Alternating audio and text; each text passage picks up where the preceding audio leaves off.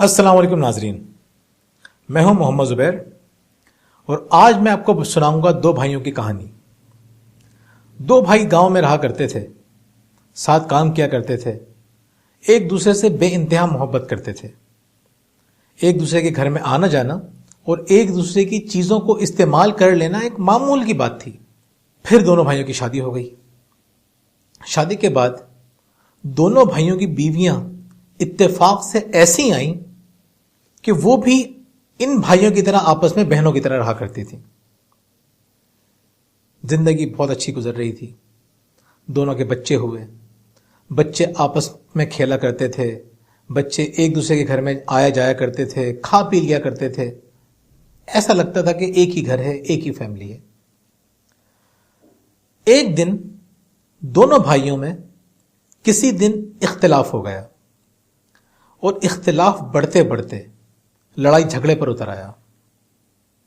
دونوں بھائیوں نے ایک دوسرے سے بات چیت ختم کر دی۔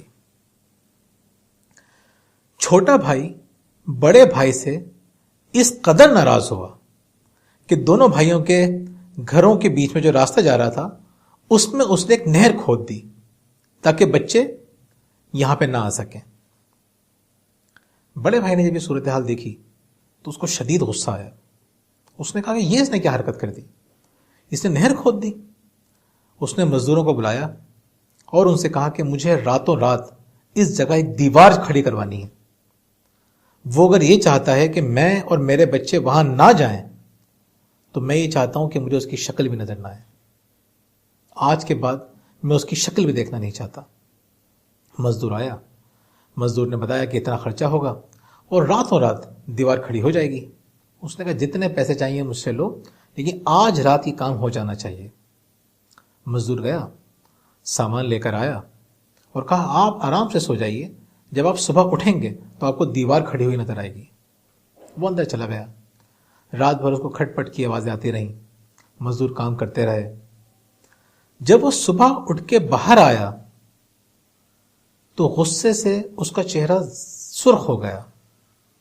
اس نے دیکھا کہ اس نہر کے ساتھ دیوار کے بجائے ایک پل بنا ہوا تھا اور پل کے دوسرے جانب اس کا چھوٹا بھائی اپنے بچوں اور بیوی کے ساتھ کھڑا ہوا تھا اور حیرت سے اپنے بھائی کی شکل دیکھ رہا تھا۔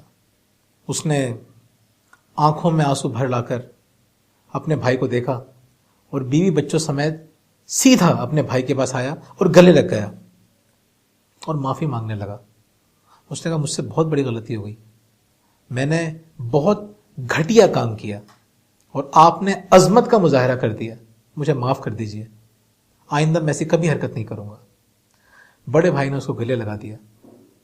پھر اس کے بعد اس نے مزدور کی طرف دیکھا اور کہا کہ تم نے بہت عظیم کام کیا ہے، ایسا کرو کہ تم کچھ عرصے ہمارے مہمان بن کے رہو، ہم تمہاری خدمت کرنا چاہتے ہیں۔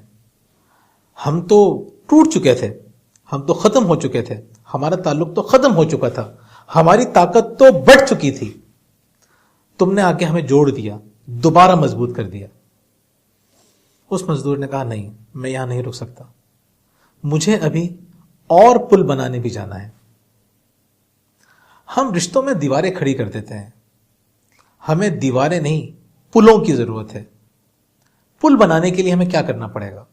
میں آپ کو صرف 2 طریقے بتاؤں گا، ان 2 طریقوں پر عمل کریں، یقین کریں اللہ تعالیٰ آپ کے تمام معاملات حل کر دے گا۔ نبی کریم صلی اللہ علیہ وسلم نے ارشاد فرمایا جو شخص نرمی سے محروم رہا وہ کل کے کل خیر سے محروم رہا۔ جن رشتوں میں نرمی نہیں ہوتی، جن رشتوں میں سختی آ جاتی ہے، اللہ تعالیٰ ان رشتوں سے برکت اٹھا لیتا ہے۔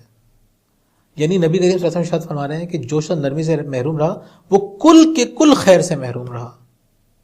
جہاں نرمی نہیں ہے وہاں خیر نہیں ہے۔ آپ سوچئے کہ اللہ تعالیٰ قرآن حکیم میں سورہ آل عمران میں نبی کریم صلی اللہ علیہ وسلم کی وہ کون سی خوبی بیان فرما رہا ہے جس خوبی کی بدولت آپ صلی اللہ علیہ وسلم نے تمام صحابہ کو اپنے ساتھ جوڑ کر رکھا۔ اللہ تعالیٰ فرماتا ہے کہ اے نبی اگر آپ سخت مزاج، سخت طبیعت ہوتے تو یہ لوگ آپ کے پاس سے چھٹ جاتے۔ یہ تو اللہ کی رحمت ہے کہ آپ کی نرمی کی وجہ سے آپ سے جڑے ہوئے ہیں۔ اگر ہمارے رشتوں میں سختی آئے گی، اگر ہماری آوازیں بلند ہوں گی، اگر ہمارے ماتھے پہ تیوریاں چڑھیں گی، اگر ہم غصے کا مظاہرہ کریں گے، یقین کریں ہمارے گھروں کو ٹوٹنے سے کوئی نہیں روک سکتا۔ اور دوسری بات، اگر آپ چاہتے ہیں کہ آپ کے تعلقات مضبوط ہوں، اگر آپ چاہتے ہیں کہ آپ کے رشتوں میں محبت ہو، اگر آپ چاہتے ہیں کہ آپ زندگی کی خوشیوں کو بھرپور طریقے سے انجوائے کریں، اگر آپ چاہتے ہیں کہ آپ کی طاقت نہ ٹوٹے، تو آپ کو دوسرا اہم ترین کام یہ کرنا پڑے گا کہ رشتوں کو توڑنا نہیں، جوڑنا پڑے گا۔ قطع رحمی نہیں، صلہ رحمی کرنی پڑے گی۔ جیسے جیسے آپ صلہ رحمی کریں گے، اللہ تعالیٰ آپ کے معاملات کو سیدھا کرنا شروع کر دے گا۔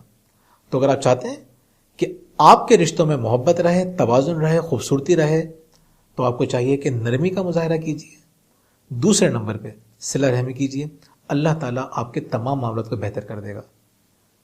پل بنائیے، دیواریں نہیں بنائیے۔ بہت بہت شکریہ۔